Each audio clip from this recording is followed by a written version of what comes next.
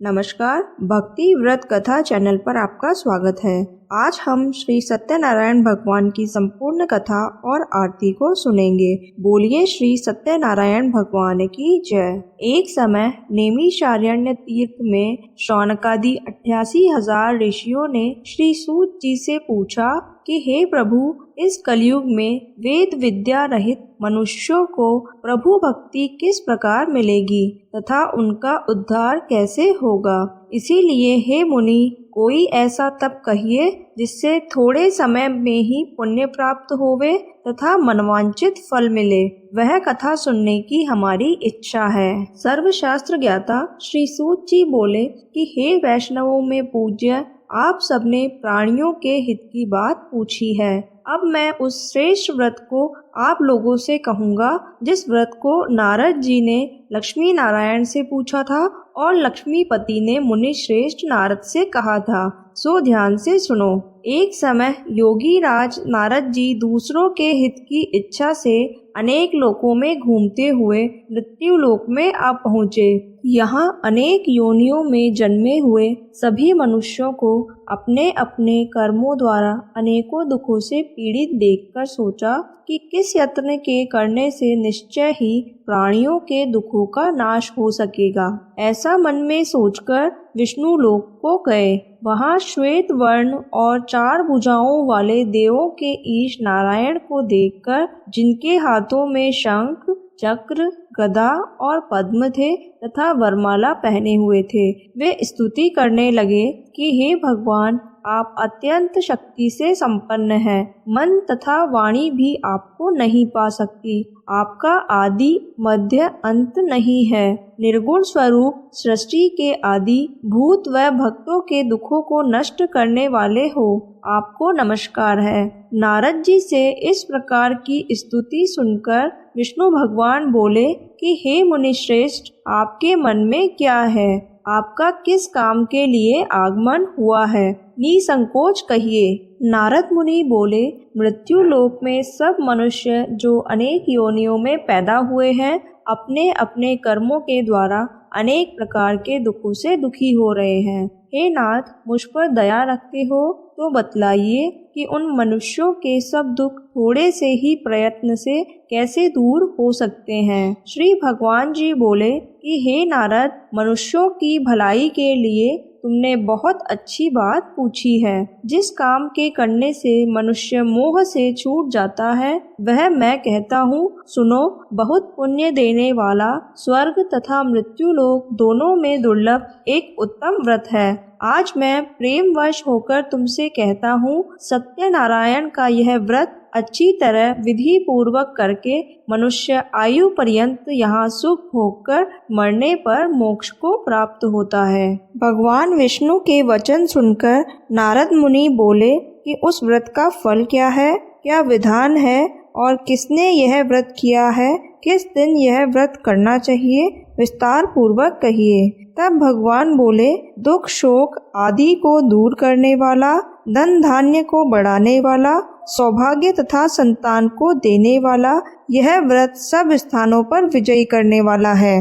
भक्ति और श्रद्धा के साथ किसी भी दिन मनुष्य श्री सत्यनारायण की प्रातः काल के समय ब्राह्मणों और बंधुओं के साथ धर्म परायण होकर पूजा करे। भक्ति भाव से नैवेद्य, केले का फल, घी, दूध और गेहूं का चूर्ण सवाया लेवे। गेहूं के अभाव में साठी का चूर्ण, शक्कर तथा गुड़ ले और सब भक्षण योग्य पदार्थ जमा करके भगवान को अर्पण करे तथा बंधुओं सहित ब्राह्मणों को भोजन कराए। उसके पश्चात स्वयं भोजन करे और कीर्तन करते हुए सत्यनारायण भगवान का स्मरण करते हुए समय व्यतीत करें। इस तरह व्रत करने पर मनुष्यों की इच्छा पूरी होती है और यही मोक्ष का सरल उपाय है। दूसरा अध्याय। सूत जी बोले, हे ऋषियों, जिसने पहले समय में इस व्रत को किया है उसका इतिहास कहता हूँ, ध्यान पूर्वक सुनो। सुंदर काशीपुरी नगरी में एक अत्यंत निर्धन ब्राह्मण रहता था। वह भूख और प्यास से बेचैन हुआ नित्य पृथ्वी पर घूमता था। ब्राह्मणों से प्रेम करने वाले भगवान विष्णु ने ब्राह्मण को दुखी देखकर बूढ़े ब्राह्मण का रूप धर उसके पास जाकर आदर से पूछा कि हे विप्र, नित्य दुखी हुआ पृथ्वी पर क्यों घूमता है? हे श्रेष्ठ ब्राह्मण, यह सब मुझसे कहो, मैं सुनना चाहता हूँ। ब्राह्मण बोला, मैं निर्धन ब्राह्मण हूँ, भिक्षा के लिए पृथ्वी पर फिरता हूँ। हे भगवान, यदि आप इसका उपाय जानते हो तो कृपा करके कहिए। वृद्ध ब्राह्मण बोला कि सत्यनारायण भगवान मनवांचित फल देने वाले हैं, इसीलिए हे ब्राह्मण, तू उनका पूजन कर, जिसके करने से मनुष्य सब दुखों से मुक्त होता है। ब्राह्मण को व्रत का सारा विधान बतलाकर बूढ़े ब्राह्मण का रूप धारण करने वाले सत्यनारायण भगवान वहां से अंतर्ध्यान हो गए। जिस व्रत को वृद्ध ब्राह्मण ने बतलाया है, मैं उसको करूँगा, यह निश्चय करने पर उस गरीब ब्राह्मण को रात में नींद भी नहीं आई। वह सवेरे उठ सत्यनारायण के व्रत का निश्चय करके भिक्षा के लिए चला। उसको भिक्षा में बहुत सा धन मिला, जिससे बंधु बांधवों के साथ उसने सत्यनारायण का व्रत किया। इसके करने से वह ब्राह्मण सब दुखों से छूटकर अनेक प्रकार की संपत्तियों से युक्त हुआ। उस समय से वह ब्राह्मण हर मास व्रत करने लगा और इस तरह सत्यनारायण भगवान के व्रत को जो भी करेगा वह मनुष्य सभी दुखों से छूट जाएगा। इस तरह नारद जी से नारायण का कहा हुआ यह व्रत मैंने तुमसे कहा है। हे विप्रो, मैं अब और क्या कहूँ? ऋषि बोले कि हे मुनीश्वर, संसार में इस ब्राह्मण से सुनकर किस किस ने इस व्रत को किया है, हम यह भी सुनना चाहते हैं। इसके लिए हमारे मन में श्रद्धा है। सूत जी बोले कि हे मुनियों, जिस जिसने इस व्रत को किया है वह सब सुनो। एक समय की बात है, एक ब्राह्मण धन और ऐश्वर्य के अनुसार बंधु बांधवों के साथ व्रत करने को तैयार हुआ। उसी समय एक लकड़ी बेचने वाला बूढ़ा आदमी आया और बाहर लकड़ियों को रखकर ब्राह्मण के मकान में गया। प्यास से दुखी लकड़हारा उनको व्रत करते देखकर ब्राह्मण को नमस्कार कर कहने लगा कि आप यह क्या कर रहे हैं और इसके करने से क्या फल मिलता है, कृपा करके मुझसे कहिए। ब्राह्मण ने कहा, सब मनोकामनाओं को पूरा करने वाला यह सत्यनारायण भगवान का व्रत है। इनकी ही कृपा से मेरे यहाँ धन धान्य आदि की वृद्धि हुई है। ब्राह्मण से इस व्रत के बारे में जानकर लकड़हारा बहुत प्रसन्न हुआ। चरणामृत लेकर और प्रसाद खाने के बाद वह अपने घर को गया। लकड़हारे ने अपने मन में इस प्रकार का संकल्प किया कि आज नगर में लकड़ी बेचने से जो धन मिलेगा उसी से सत्यनारायण भगवान का उत्तम व्रत करूँगा। ऐसा मन में विचार करके वह बूढ़ा आदमी लकड़ियां अपने सिर पर रखकर जिस नगर में धनवान लोग रहते थे वह ऐसे सुंदर नगर में गया। उस रोज वहां पर उसे उन लकड़ियों का दाम पहले दिनों से चौगुना मिला। तब वह बूढ़ा लकड़हारा दाम लेकर अति प्रसन्न होकर पक्के केले की पुली, शक्कर, घी, दूध, दही और गेहूं का आटा आदि सत्यनारायण भगवान के व्रत की कुल सामग्रियों को लेकर अपने घर पर गया। फिर उसने अपने भाइयों को बुलाकर विधि के साथ भगवान का पूजन और व्रत किया। उस व्रत के प्रभाव से वह बूढ़ा लकड़हारा धन, पुत्र आदि से युक्त हुआ और संसार के समस्त सुख भोग कर बैकुंठ को चला गया। कहता हूँ, पहले समय में उल्कामुख नाम का एक बुद्धिमान राजा था। वह सत्यवक्ता और जितेंद्रिय था। प्रतिदिन देव स्थानों पर जाता तथा गरीबों को धन देकर उनके कष्ट दूर करता था। उसकी पत्नी कमल के समान मुख वाली और सती साध्वी थी। भद्रशिला नदी के तट पर उन दोनों ने श्री सत्यनारायण का व्रत किया। उस समय में वहाँ एक साधु वैश्य आया। उसके पास व्यापार के लिए बहुत सा धन था। वह नाव को किनारे पर ठहराकर राजा के पास आ गया और राजा को व्रत करते हुए देखकर विनय के साथ पूछने लगा कि हे राजन, भक्ति युक्त चित्त से यह आप क्या कर रहे हैं?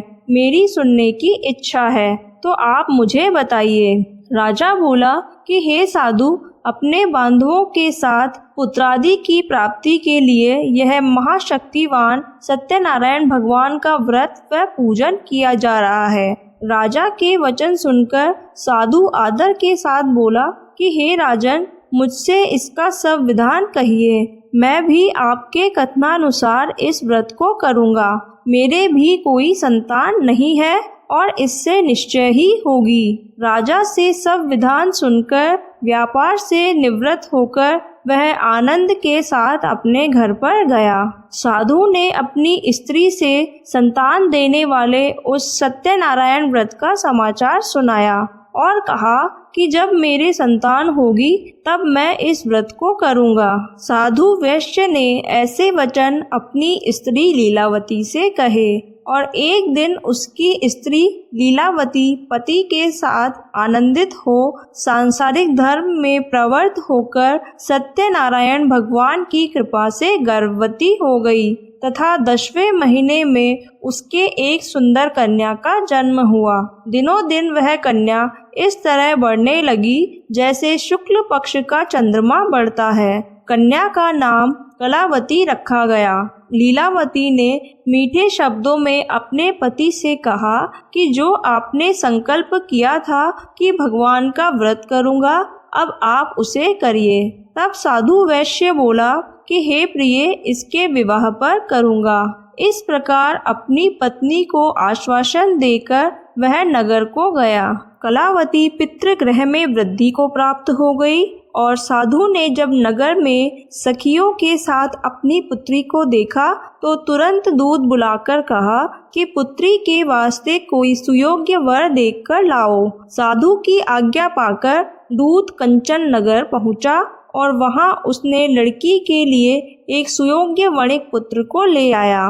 उस सुयोग्य लड़के को देखकर साधु ने अपने बंधु बांधवों सहित प्रसन्नचित्त अपनी पुत्री का विवाह उसके साथ कर दिया, किंतु दुर्भाग्य से विवाह के समय भी वह उस व्रत को करना भूल गया। तब श्री विष्णु भगवान क्रोधित हो गए और शाप दे दिया कि तुम्हें दारुण दुख प्राप्त होगा।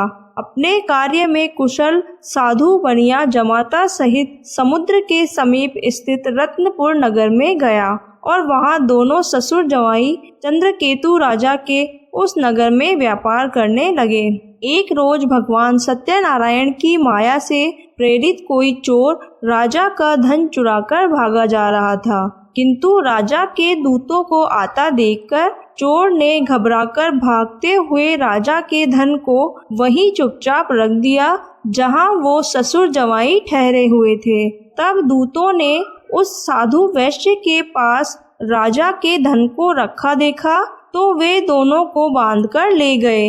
राजा के दूत प्रसन्नता से दौड़ते हुए राजा के समीप जाकर बोले कि यह दो चोर हम पकड़कर लाए हैं, कृपया आज्ञा दें। तब राजा की आज्ञा से उनको कठोर कारावास में डाल दिया और उनका सब धन छीन लिया। सत्यनारायण भगवान के श्राप द्वारा उनकी पत्नी भी घर पर बहुत दुखी हुई और घर पर जो धन रखा था चोर चुराकर ले गए। शारीरिक और मानसिक पीड़ा तथा भूख प्यास से अति दुखित हो अन्न की चिंता में कलावती एक ब्राह्मण के घर पर गई। वहां उसने सत्यनारायण भगवान का व्रत होते देखा, फिर कथा सुनी तथा प्रसाद ग्रहण करके रात को घर आई। माता ने कलावती से कहा कि हे पुत्री, अब तक कहाँ रही और तेरे मन में क्या है? कलावती बोली कि हे माता, एक ब्राह्मण के घर श्री सत्यनारायण भगवान का व्रत होते देखा है। कन्या के वचन सुनकर लीलावती भगवान के पूजन की तैयारी करने लगी।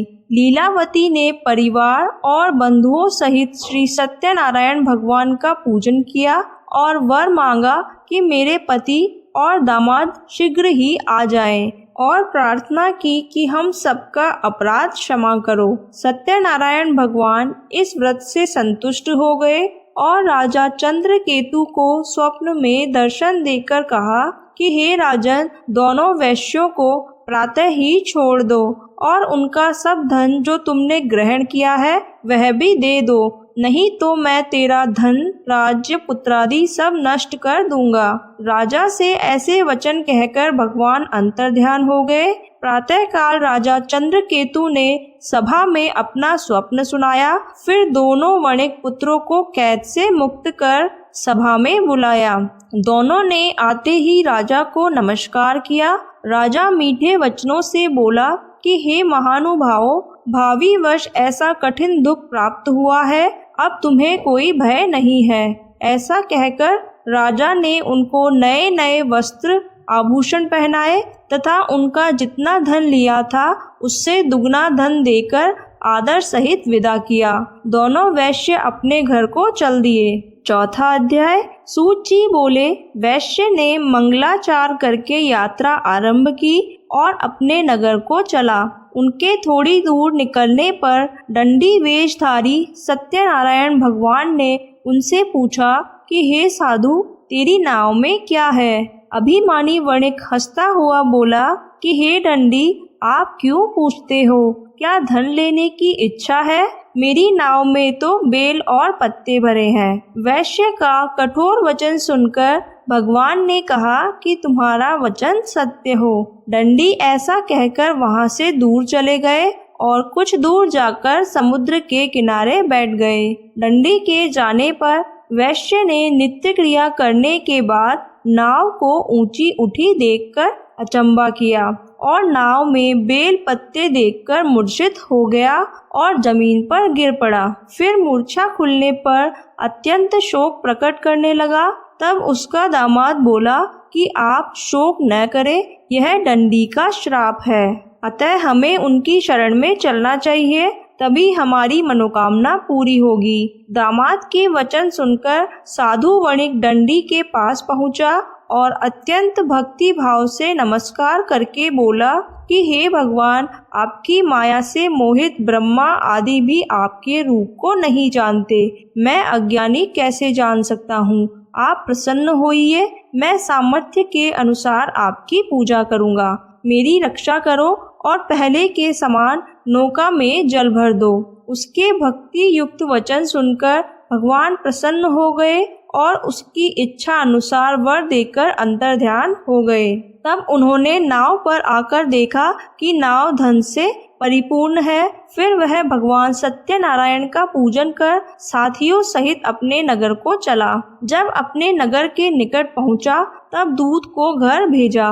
दूत ने साधु के घर जाकर उसकी स्त्री को नमस्कार करके कहा कि साधु अपने दामाद सहित इस नगर के समीप आ गए हैं। ऐसा वचन सुनकर साधु की स्त्री ने बड़े हर्ष के साथ सत्यदेव का पूजन कर पुत्री से कहा कि मैं अपने पति के दर्शन को जाती हूँ, तू कार्य पूर्ण करके शीघ्र ही आना। माता के ऐसे वचन सुनकर कलावती प्रसाद छोड़कर पति के पास गई। प्रसाद की अवज्ञा के कारण सत्यदेव रुष्ट हो गए और उसके पति को नाव सहित पानी में डुबो दिया। कलावती अपने पति को न देखकर रोती हुई जमीन पर गिर गई। इस तरह नौका को डूबा हुआ तथा कन्या को रोता देखकर साधु बनिया दुखित होकर बोला कि हे प्रभु, मुझसे या मेरे परिवार से जो भूल हुई है उसे क्षमा करो। उसके दीन वचन सुनकर सत्यदेव प्रसन्न हो गए और आकाशवाणी हुई कि साधु, तेरी कन्या मेरे प्रसाद को छोड़कर आई है, इसीलिए इसका पति अदृश्य हुआ है। यदि वह घर जाकर प्रसाद खाकर लौटे तो इसे पति अवश्य मिलेगा। ऐसी आकाशवाणी सुनकर कलावती ने घर पहुंचकर प्रसाद खाया, फिर आकर पति के दर्शन किए। तत्पश्चात साधु ने बंधु बांधवों सहित सत्यदेव का विधि पूर्वक पूजन किया और उस दिन से वह प्रत्येक पूर्णिमा को सत्यनारायण भगवान का पूजन एवं कथा करने लगा। अंत में इस लोक का सुख भोग कर स्वर्ग लोक को गया। 5वां अध्याय। सूत जी बोले, हे ऋषियों, मैं और भी कथा कहता हूँ। प्रजापालन में लीन तुंगध्वज नाम का एक राजा था। उसने भी भगवान का प्रसाद त्याग कर बहुत दुख पाया। एक समय वन में जाकर वन पशुओं को मारकर बड़ के नीचे आया और वहां उसने ग्वालों को भक्ति भाव से बांधुओं सहित सत्यनारायण भगवान का पूजन करते देखा। राजा देखकर भी अभिमानवश वहां नहीं गया और न ही नमस्कार किया। जब ग्वालों ने भगवान का प्रसाद उसके सामने रखा तो वह प्रसाद को त्याग कर अपनी सुंदर नगरी को चला। वहीं उसने अपना सब कुछ नष्ट पाया तो वह जान गया कि यह सब भगवान ने किया है। तब वह विश्वास करके ग्वालों के पास गया और विधि पूर्वक पूजन कर प्रसाद खाया तो सत्यदेव की कृपा से पहले जैसा था वैसा ही हो गया। फिर दीर्घ काल तक सुख भोग कर मरने पर वह स्वर्गलोक को गया। जो मनुष्य इस परम दुर्लभ व्रत को करेगा भगवान की कृपा से उसे धन धान्य की प्राप्ति होती है तथा सब मनोरथ पूर्ण होकर अंत में वैकुंठ धाम को जाता है। जिन्होंने पहले इस व्रत को किया अब उनके दूसरे जन्म की कथा कहता हूँ। वृद्ध शतानंद ब्राह्मण ने सुदामा का जन्म लेकर मोक्ष को पाया। उल्कामुख नाम का राजा दशरथ होकर वैकुंठ को प्राप्त हुआ। साधु नाम के वैश्य ने मोर ध्वज बनकर अपने पुत्र को आरे से चीरकर मोक्ष को प्राप्त किया। महाराज तुंगध्वज ने स्वयंभू होकर भगवान में भक्ति युक्त कर्म कर मोक्ष को प्राप्त किया। बोलिए सत्यनारायण भगवान की जय। अब हम श्री सत्यनारायण भगवान की आरती करते हैं। जय लक्ष्मी रमणा स्वामी जय लक्ष्मी रमणा, सत्यनारायण स्वामी सत्यनारायण स्वामी, जनपातक हरणा ओम जय लक्ष्मी रमणा। रतन जड़ित सिंहासन अद्भुत छवि राजे स्वामी अद्भुत छवि राजे, नारद करत निरंजन नारद करत निरंजन, घंटा ध्वनि बाजे ओम जय लक्ष्मी रमणा। प्रकट भये कलि कारण द्विज को दर्श दियो स्वामी द्विज को दर्श दियो, बूढ़ो ब्राह्मण बन कर कंचन महल कियो ओम जय लक्ष्मी रमणा। दुर्बल भील कठारो इन पर कृपा करी स्वामी इन पर कृपा करी, चंद्रचूड़ एक राजा जिनकी विपत हरी ओम जय लक्ष्मी रमणा। वैश्य मनोरथ पायो श्रद्धा तज दीनी स्वामी श्रद्धा तज दीनी, सौ फल भोग्यो प्रभु जी फिर स्तुति कीनी ओम जय लक्ष्मी रमणा। भाव भक्ति के कारण छिन छिन रूप धर्यो स्वामी छिन छिन रूप धर्यो, श्रद्धा धारण कीनी तिनको काज सरयो ओम जय लक्ष्मी रमणा। ग्वाल बाल संग राजा वन में भक्ति करी स्वामी वन में भक्ति करी, मन वांछित फल दीन्यो दीन दयाल हरि ओम जय लक्ष्मी रमणा। चढ़त प्रसाद सवाया कदली फल मेवा स्वामी कदली फल मेवा, धूप दीप तुलसी से राजी सत्य देवा ओम जय लक्ष्मी रमणा। श्री सत्यनारायण जी की आरती जो कोई नर गावे स्वामी प्रेम सहित गावे, कहत शिवानंद स्वामी, कहत शिवानंद स्वामी, मन वांछित फल पावे। ओम जय लक्ष्मी रमणा। बोलिए श्री सत्यनारायण भगवान की जय। अगर आपको ये वीडियो पसंद आए तो वीडियो को लाइक करें और कमेंट बॉक्स में राधे राधे लिखें। लेटेस्ट व्रत, त्योहार एवं कथाओं के वीडियो के लिए भक्ति व्रत कथा चैनल को सब्सक्राइब करें। धन्यवाद।